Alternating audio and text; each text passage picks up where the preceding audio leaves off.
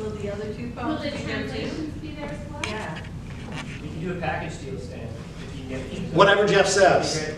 They want copies. Okay, he's gonna want it like, you know, in 20 minutes. Okay, so. Are we done? Did you want to respond to that before Will's question? Yeah, I did have a response to that. Lost my train of thought there. Where were we on? What was the We were talking about word by word, line by Oh, line. yeah. You know, even with the poem, 21 lines, I find it overwhelming to start because there's so much to consider. And my first step is just to get a translation on the page, get something that reflects my first feeling from reading the poem, and then I just go through and I edit and I swap out words, and pretty much every time I read it, I'm like, nope, this needs to be a different word, or something else strikes me. I mean, the eternal process of revision, I could probably keep doing it. Right.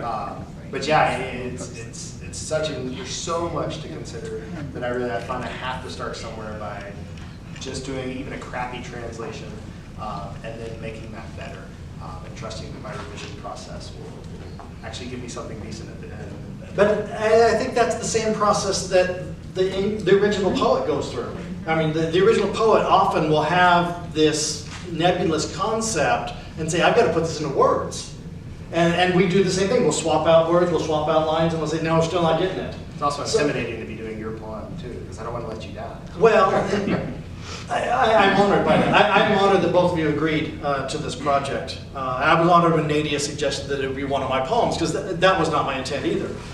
So next time, all of you people that are interested in translation, let's get like 4 of these panels ready, and we'll look at each other's work and how it goes out into the world. Will. What's going on here is, I think, very complex, and I can't quite grasp it. You're not just translating Geraldine and Mahan from a text. It's a poem. You've heard him perform it, and you perform it. It's a performance as well. And it's easy enough semantically and syntactically to get what you think Stan meant or what was in Hart Crane's mind. But what has struck me was part of this is performance. And Stan read in a very measured way and made me think, aha, there's resignation, lament, things are slowing down. Geraldine, to my ear, you read quite a bit faster, giving a sense of urgency, that this is coming to a head. And Mahan, I think you were somewhere in between, but just to pick on the 2 extremes. So when we are offering a version, it's not just semantic and syntactic, it's a performance as well. Yes? When listening to all of you, another kind of question occurred to me. Hearing Stan's poem for the first time, I immediately thought of invocations to sleep in English Renaissance literature in particular, with I'm most familiar, Samuel Daniel, Sir Philip Sidney. I mean, it's a very common topic. Right. And so that begins to highlight the ways in which your poem relates or doesn't relate to the tradition. So I wondered, you know, if the subject of the poem sparked the knowledge in German literature or Spanish literature of poems of this type, or whether there are, I assume there must be, poems on this subject, not of this type necessarily, but with this theme, you know, and how that, if that entered into your process of translation at all, or, you know, had something to do with it in any way? Maybe not. Just wondered. Right, and I think that goes back to, I thought about the late 19th, early 20th century poets in Spain, and Federico Garcia Lorca, and a lot of that did come into mind too. But I also realized that Stan wrote this in the 21st century, that it's tapping into it, but it's its own product too. So it's one of those other layers that gets overwhelming as all the things to consider, and you want to represent it as faithfully as possible, while at the same time recognizing that you're going to fail at that. Translating is a process of failure. But I think... But minimizing the failure, I think. Well, but I think if someone reads your version in Spanish and thinks of Garcia Lorca, I think the poem has succeeded. They don't have to know Hart Crane. They don't have to think about that. you are taking it from one culture to another. That version now resonates within that. I think poetry often is speaking to the history it comes out of. Yeah. And so there are traditions, there are movements, and I didn't have a conscious reference back to the metaphysical poets or someone like that.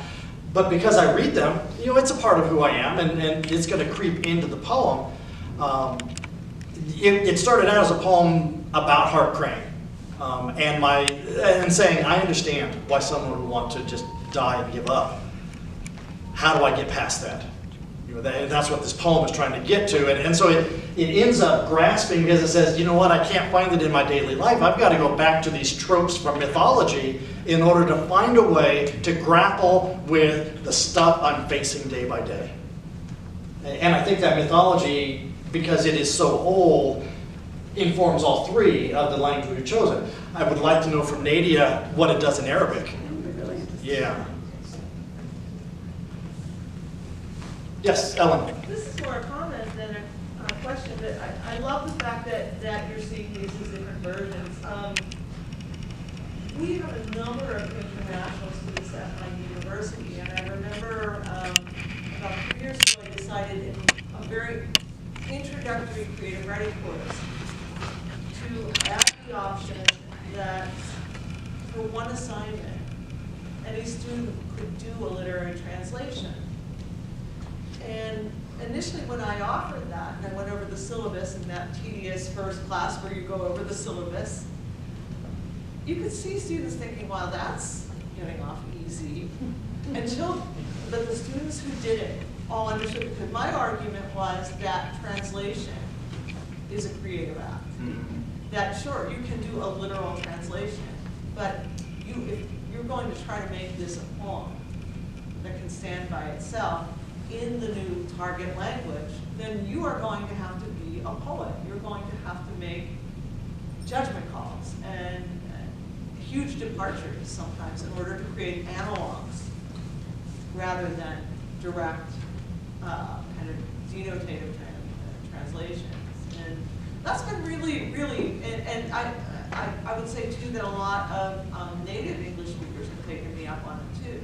And it's been really enlightening for them too to think about that. So I would encourage anybody who teaches to definitely throw that out there for students. It empowers international students who often are feeling at a disadvantage because a lot of idioms are harder for them to get, especially when they're writing poetry in that new language, in English.